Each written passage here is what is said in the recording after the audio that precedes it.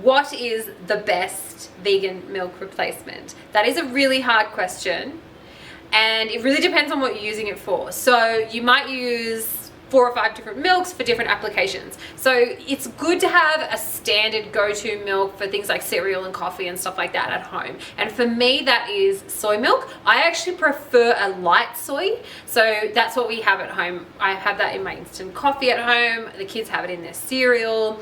Other milks that you might like to try if you're allergic to soy or if you don't like soy are all the nut milks, so almond milk, macadamia milk. Those do have particular types of flavors that don't work with other flavors. So almond milk, I don't like very much with coffee. It also depends on the brand of milk. When you're cooking, when you're baking, a lot of the time the plant milk doesn't really matter. It doesn't make too much of a difference. So there's no one answer to that question. I'm sorry, and I'm not going to be one of those people that says bonsai only, because it's just not real. And also, I'm not that bougie.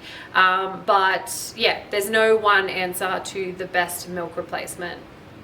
If you want a specific suggestion for what you're making, hit me up online and I'll give you an answer specific to what you want to use it for. Replacing eggs in cooking is a question I get asked all the time.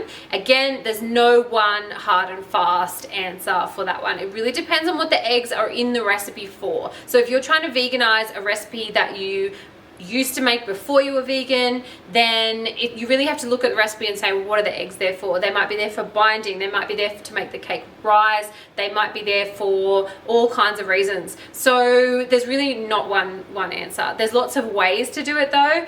Sometimes just adding a little bit of extra oil will replace the egg. Sometimes we can use a combination of baking powder and vinegar or an acid, which will give it that rise. So there's all kinds of different ways.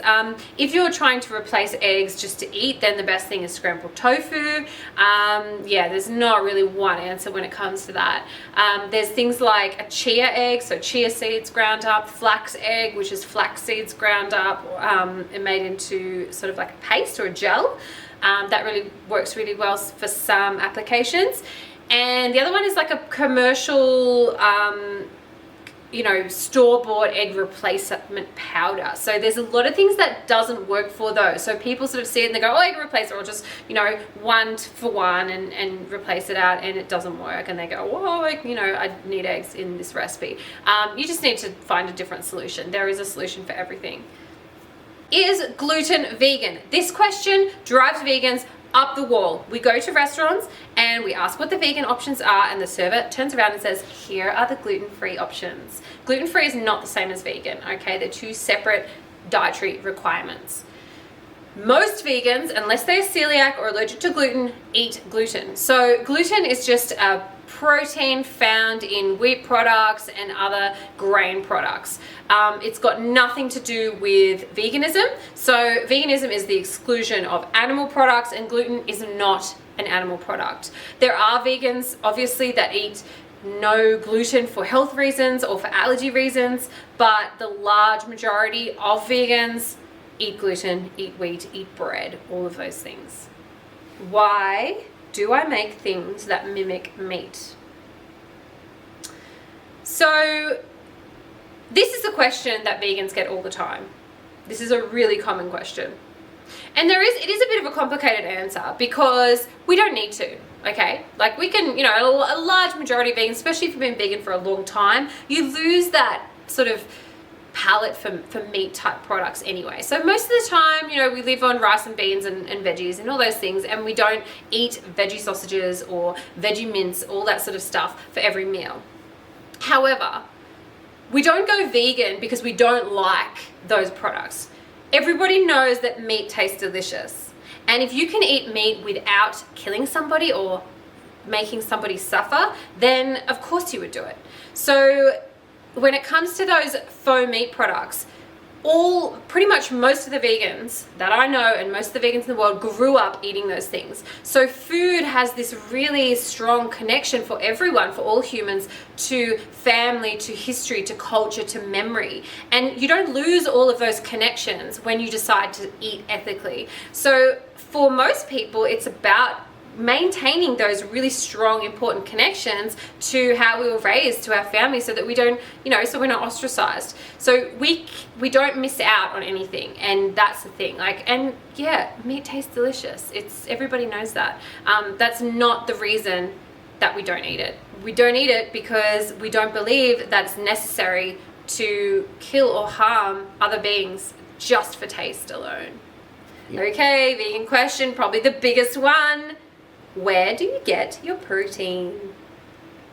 It's such an annoying question because, look, if vegans didn't get any protein and you died from not having any protein, then why are all the vegans still alive? Obviously we get protein from somewhere.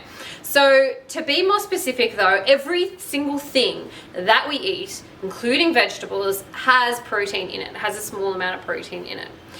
Protein deficiency is not really a thing unless you are calorie deficient, unless you're you're basically starving. So we get enough protein from the vegetables, but aside from that, there are lots of vegetable sources of protein as well. If you do want to eat a diet that's higher in protein, then you can get it from legumes, you can get it from various grains like brown rice. You can also have vegan protein powder if that's your thing, so that has pea protein, soy protein. Soy is another good source of vegan protein. So all of the ways that soy comes, which is in tofu, tempeh, soy milk, all those kinds of things. There is ridiculous amounts of resources on all of these things. Protein, how to get your protein on the internet, in books. There's so many ways to get this information. Asking someone who's vegan, but where do you get your protein? Most of the time isn't because you're actually, looking for the knowledge, because the knowledge is out there. So maybe next time you see a vegan and you want to be like, hey dude, where'd you get your protein? In order to start a fight, you could just Google it. So if you liked this and you have any specific questions that you'd like me to answer about vegan cooking or veganism in general, then let me know in the comments. Send me a message on Facebook or Instagram, and we can do some more of these frequently asked questions segments.